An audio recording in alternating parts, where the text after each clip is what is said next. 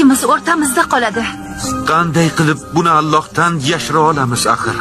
Sen o'z xudoyingdan qo'rqyapsanmi? Hamma narsani ko'ruvchi va eshituvchi Allohdan qo'rqaman. Buyruq berdim va uni bajarasan. Aks holda seni shu yerga dafn ettiraman.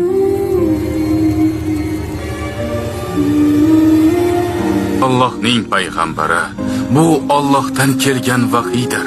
Bu shaytonning tuzog'idan eshikka tomon qoch.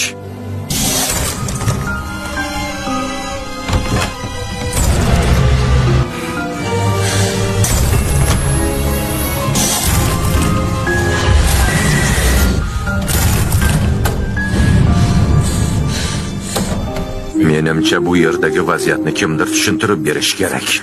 Rafiqangizni nomusini toptamoqchi bo'lgan kishi uchun eng og'ir qiynoq va qamoqdan boshqa qanday jazo bor? Meni guvohim bor. Alloh senga nimani o'rgatgan bo'lsa ayt. Men Robbimning so'zlarini uning izni bilan aytyapman. Agar ko'ylak old tomondan yirtilgan bo'lsa, Zulayho aybsiz, Yusuf aybdor.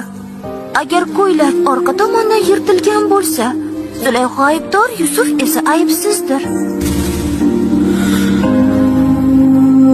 Ya marhaba.